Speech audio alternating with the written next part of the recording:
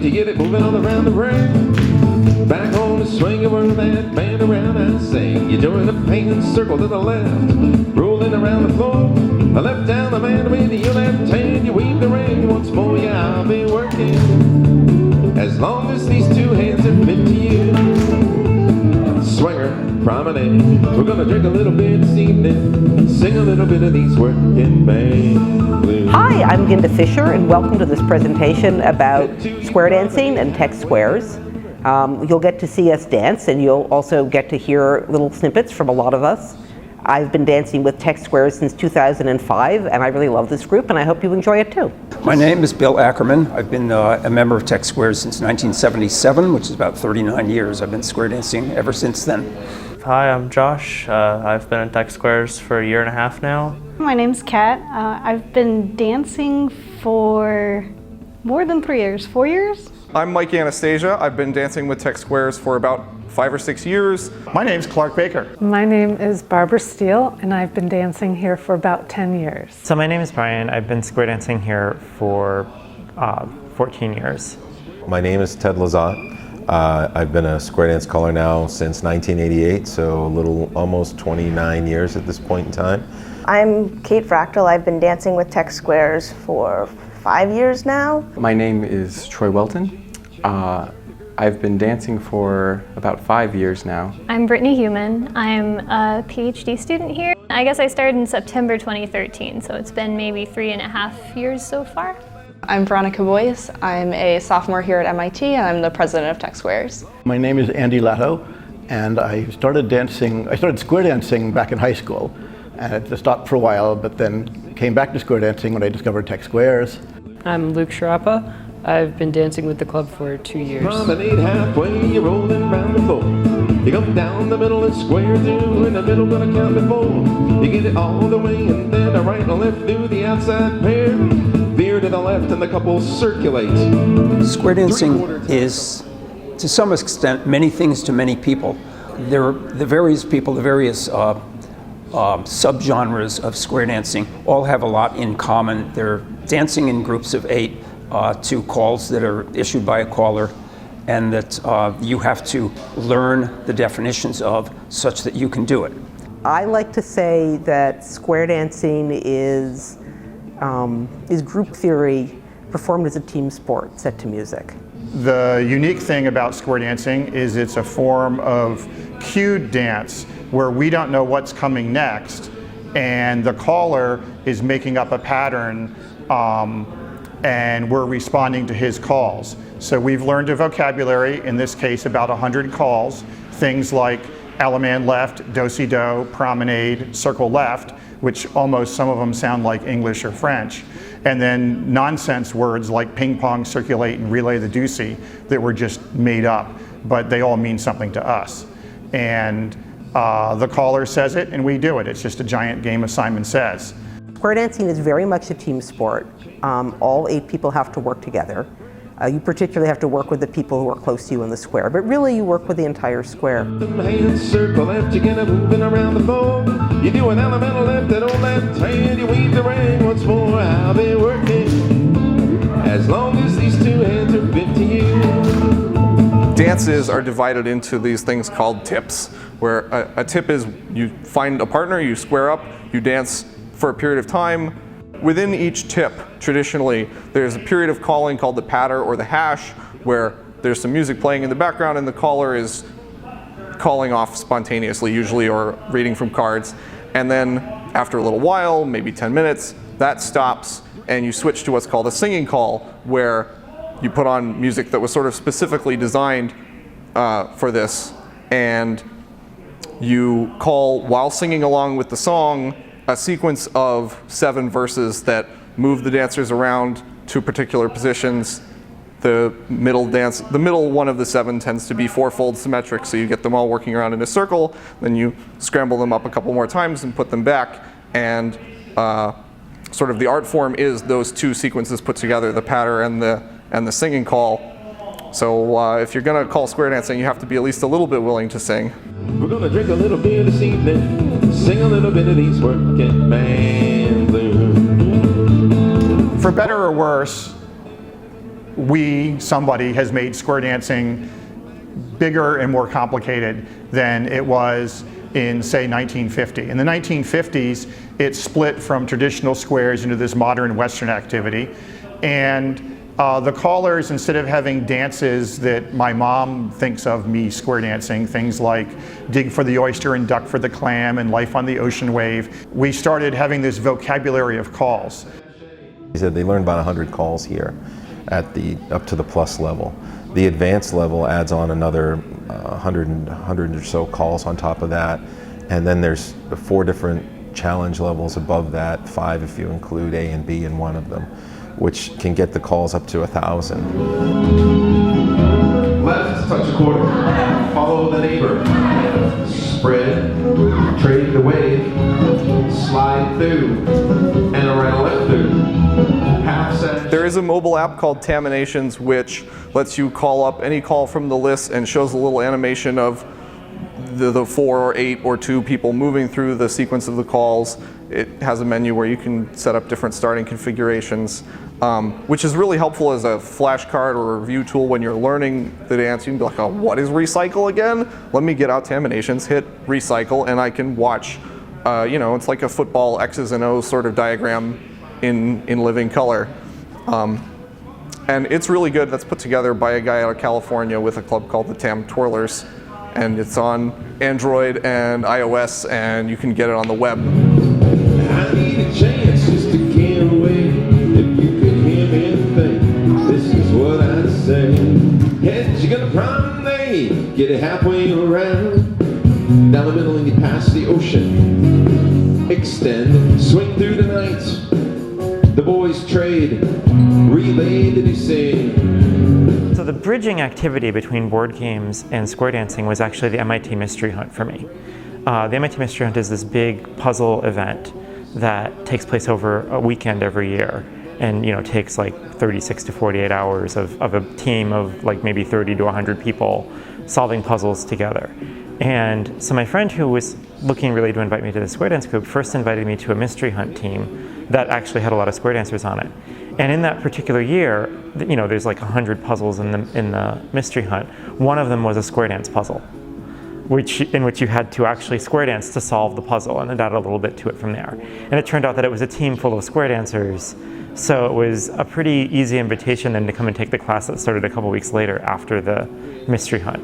My daughter had just celebrated her bat mitzvah, and I was having lunch with some friends at work, and we were talking about board games as a family activity. But that doesn't really work in my household because my daughter doesn't like competitive things.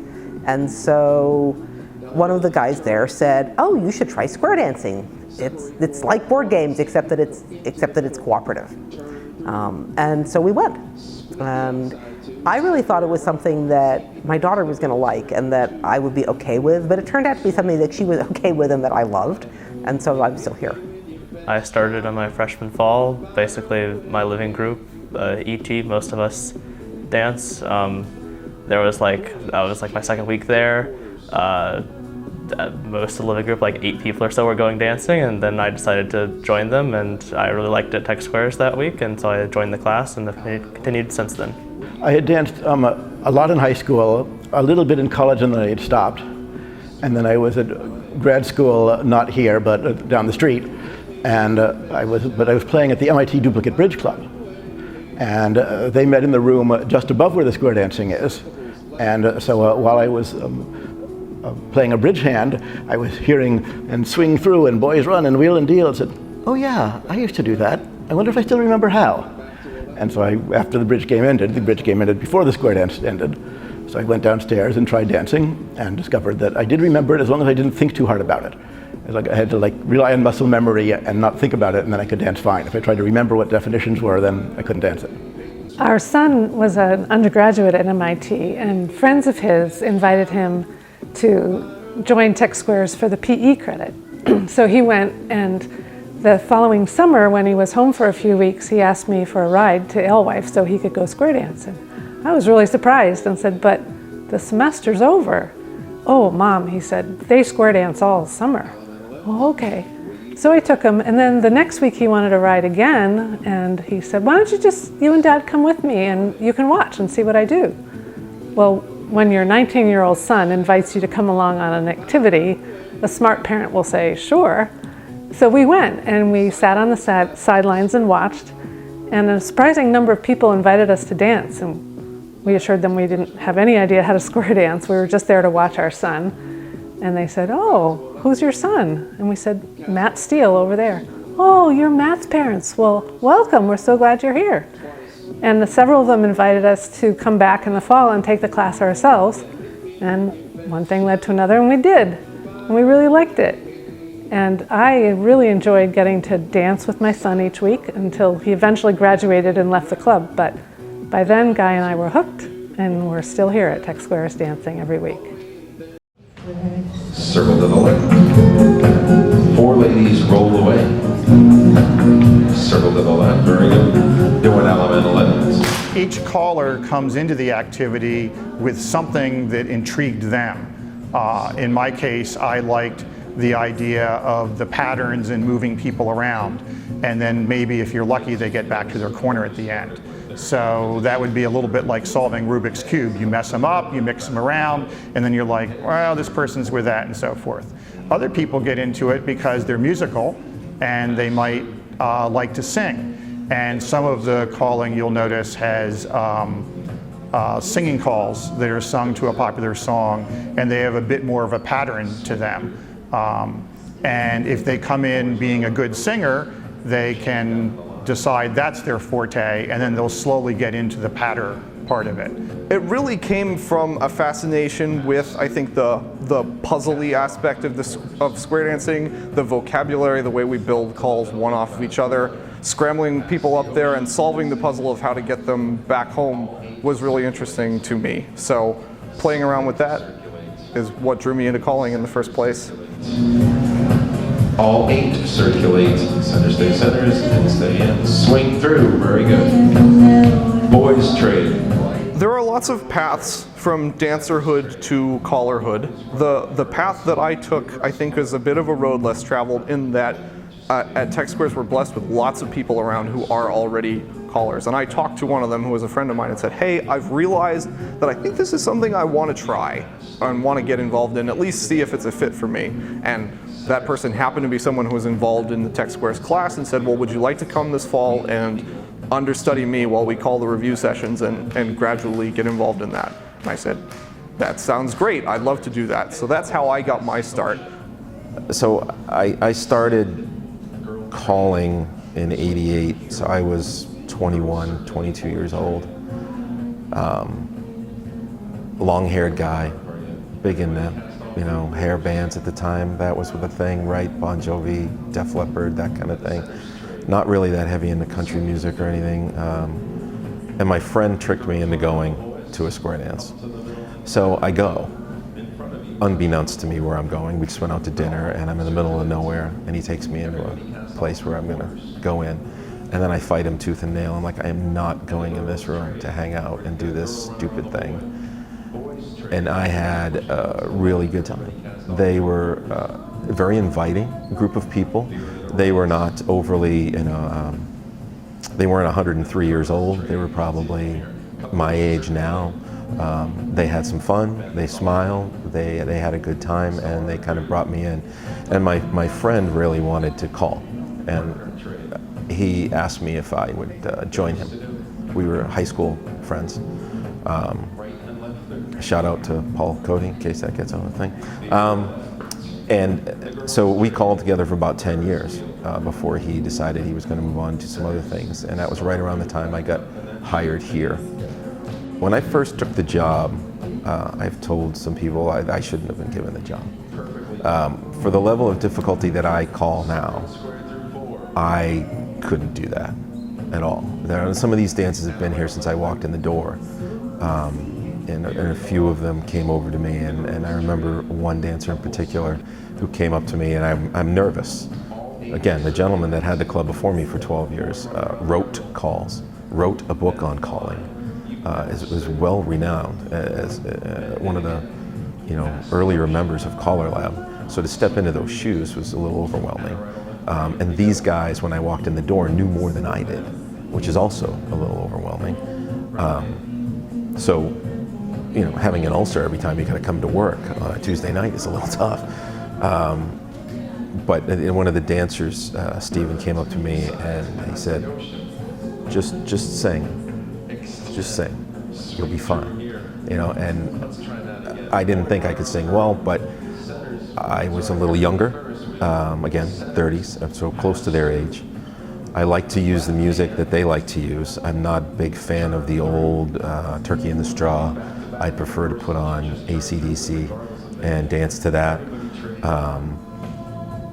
I like the speed at which they move, and over time I learned to understand and help them with the difficulty level that they were trying to achieve, or help them maintain it and not be a hindrance. So I want to say right place, right time, and I wouldn't have seen it, so I owe a lot to Linda, who saw something and said, this is the guy that we need. When they first tried to hire me, I turned them down. I had a different club, I couldn't make it that night, so I said no. She came back at me the next year and said, we've elected to move our night to accommodate you. We would like you to be here.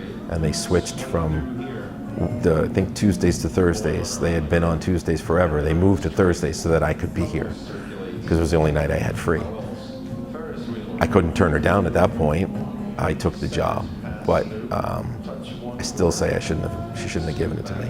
I'm very happy she did. Boy run around the girl, head around the left thing. Everybody pass through, wheel and deal, centers and square through 3. Trying to make everybody dizzy, that's all we're doing. Promenade. Heads, square through 4. My interest in square dancing, that has maintained my interest for nearly 4 decades, is the incredible intellectual appeal of it. It's the mathematical geekery. I'm a mathematical geek. This appeals to me in a really, really precise and direct way. It's quite amazing. I don't know what my life would be like if that were not part of my life. So I enjoy the athleticism, I enjoy the flowy dance movements, but I also enjoy the unexpected. I was surprised that I enjoyed dancing as much as I did. Like, I had never really done any kind of dancing of any form before coming to MIT, and didn't really expect that I would like it much. It was exercise, there was music, there was people, there was physical touch, there was movement, there was a degree of puzzly challenge, and there was a degree of somebody tells me what to do and I don't have to think about what I'm supposed to do other than that thing that I just got told to do. So it was just it was simple and relaxing and healthy. I particularly enjoy it when I can visualize the entire resolving of the call and all where the people should be going at once, and can just walk to it in the flow nicely, and it can stay sufficiently ahead that I'm not struggling to figure out where I am, and I can also identify where everyone else should be in the square. I chose Tech Squares because it presented both physical activity and really mental exercise. It was a way to still relax my mind while keeping it going. One of the things I really like is dancing really hard material with people who are really good, and even with dancing really hard material with really good C4 dancers who are all better than me, because then I'm really pushed to my limits and can really see how well I can do in an environment that is sort of optimal in a lot of ways. I love the teamwork. I love working with the people. And I like helping people. I like being helped. I sort of like the feeling of working together as a team. Something I would never have believed as a kid, when I was sort of the clumsy kid who got put on the outside and ran up and down the field, and everybody on both teams hoped that the ball never got close to me. And so it's nice to sort of be in a sport that I'm reasonably good at and that I can participate in the team. And I suddenly realized why it is that people really get into team sports. The thing I really like about squares is that it's both a physical activity and an intellectual one. Especially as you get into higher levels, there's a lot of puzzle solving, and Tech Squares is one of the plus clubs where that's very much the attitude. It's not just oh, let's be social and dance, that's part of it. But a lot of it is how can you stump the dancers, and how can you like apply things in creative ways to do stuff that's challenging. Boys trade, swing through here. Cast off 3/4, and the centers trade. Centers run around the ends. Tech Squares is both a very techie club. It's, as you say, it's a lot of computer scientists here. It's a very geeky club. It's a very accepting club. It's a club where we have lots of different people who come from lots of different places, and everybody gets along, and we all work together, you know, as a team. I'm very grateful for being here at the time that I could do it, and being in this community, for which, I mean, there is a gamut of people, from very progressive people, a lot of trans and queer people of all sorts, polyamorous people, and then there's also conservative people, conservative Christians in some case, and we get along because we have this sort of common bond, this common activity, this common goal. And it's caused me to be working in a union with people who might not agree with me and might not feel good about being around me. And that's a really positive thing for me. Tech Squares, what really drew me was the people. So I knew a couple of the people before joining Tech Squares, and you know, they were very welcoming, and the people that I didn't know in Tech Squares were also really welcoming. It is a community of people who are united by an activity and not by a belief system. And so there's a very wide age range, because we obviously have MIT students, but we also have people who are retired, who come and dance, and like a huge range.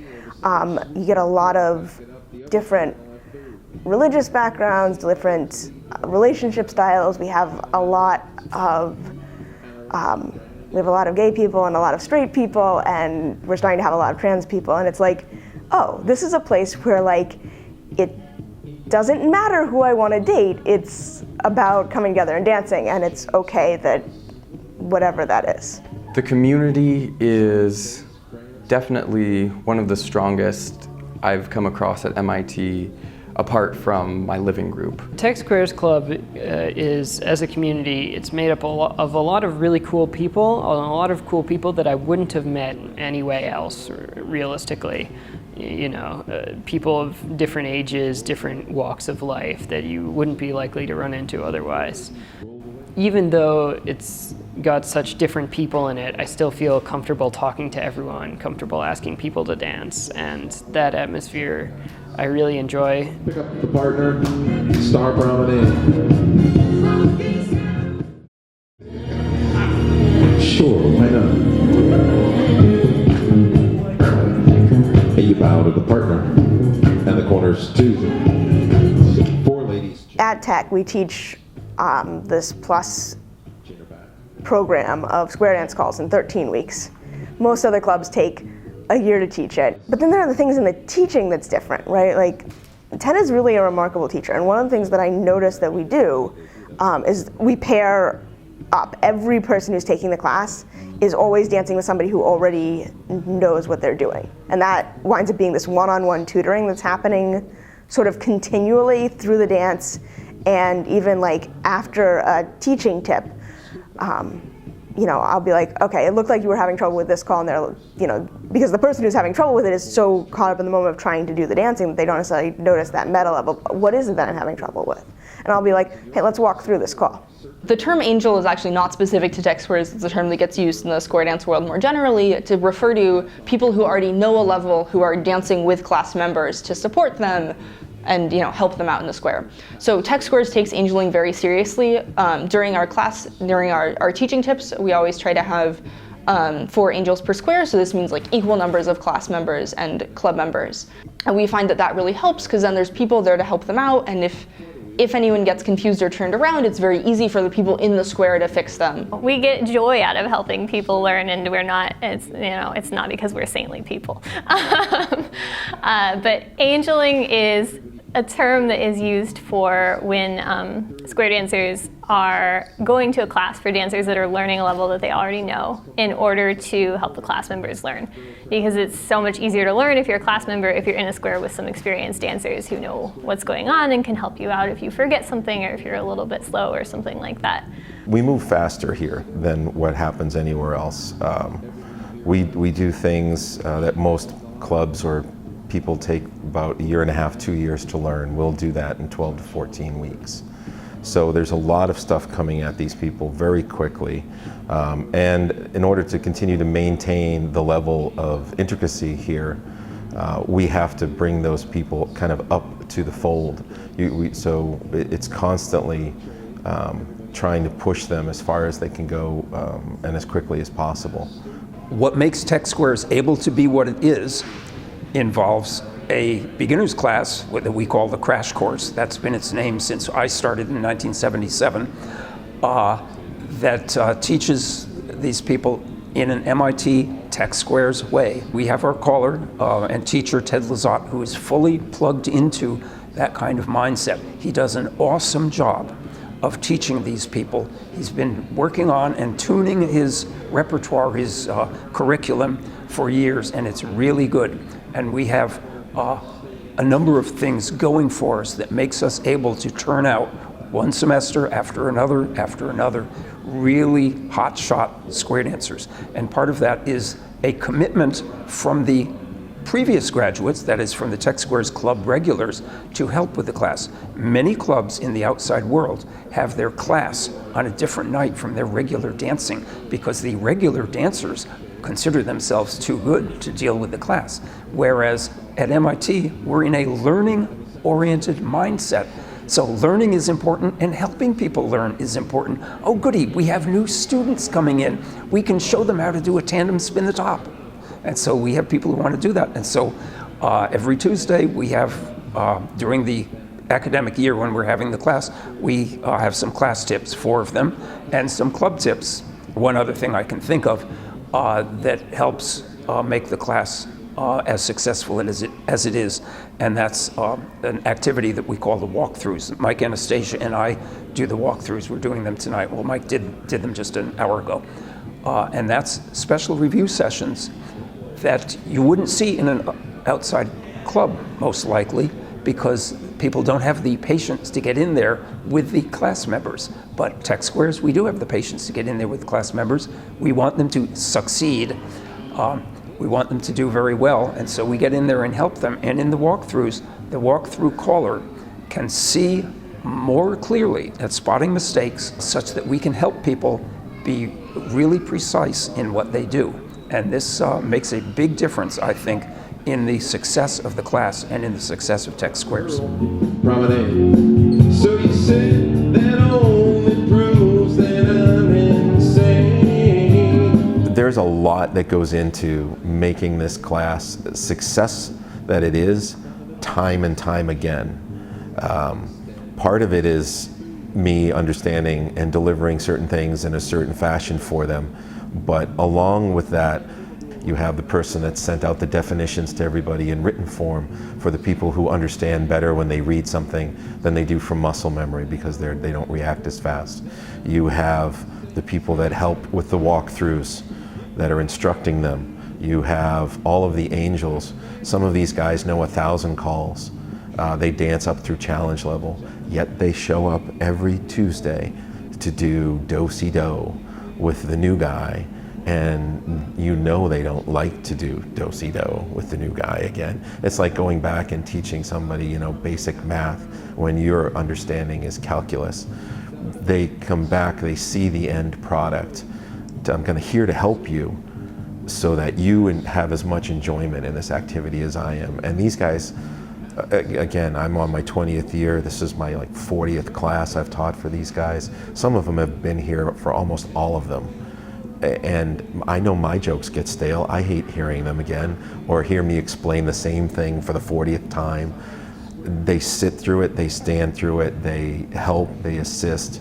And to build that base of people takes time. It takes energy, it takes a love of what they're doing. And to try to replicate that instantaneously in other places, I think we would find difficult. So you're seeing a kind of a unique thing that's here. In a lot of other areas of the country, once people move up the ladder of square dancing, they don't continue to come back to help out the new people, and that doesn't happen here. So it's a nice thing to be part of, and again, I'd like to think it's me, but I know better. You may be wrong, for all I know that you may be right. And you turn and you bow to the partner, corners two. All right, class, nice work tonight.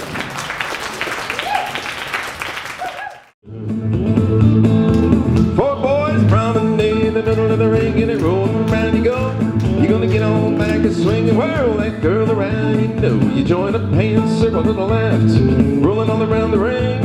With left down the man, you're gonna weave around the ring. I'll be working as long as these two hands are fit to you. Swinger promenade, we're gonna drink a little beer this evening and sing a little bit of these working band blues. And we turn and we bow to the partner, and we bow to the corners too. Alrighty gang, let's get the kids up, here we go.